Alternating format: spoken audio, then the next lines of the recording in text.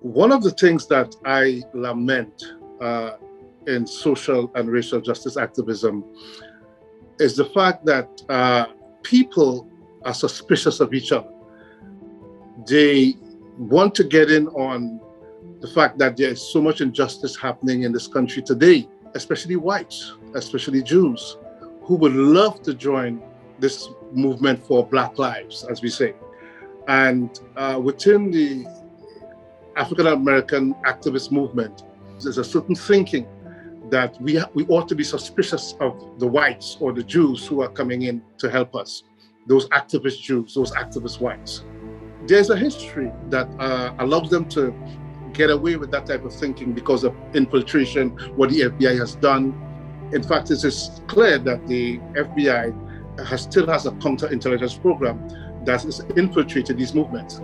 So there's a term now that is being bandied about and is used to whip up the sentiments against these activists who wants to come in to help the Black Lives Matter movement. And it's called performative allyship, saying that these people are just performing, they're not really into the struggle. Where have they been all these years? Why? We have to be cautious, and the true activists are very, very cautious of who they ally themselves with. There are people who are genuinely wanting to help. And one of the reasons for that too is because there are a lot of intermarriages now.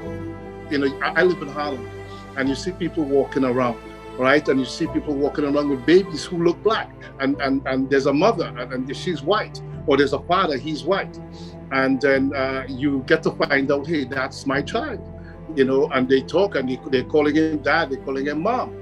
And so in Harlem, where we had this regentrification going on, people are coming together. And so they understand that it's my son or my daughter who's going to be stopped by that police, you know, on suspicion of doing something wrong. If he looks Black, he is subject to the same type of suspicion that I am as a Black man. So there's a group of people here in Harlem who have got together and said, now we understand for the first time what it is, you know, is to be Black.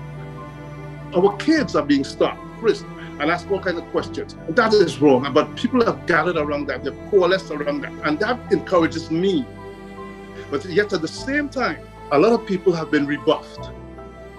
You know, people who want to come into the movement, a lot of whites, young students who are very active, who have great ideas on how to, you know, to get out there and to be activists. And those ideas are being rejected. There's one group that says, no, we're going to put you in a certain category. We're going to shame you then for wanting to unite with us. And that's not right.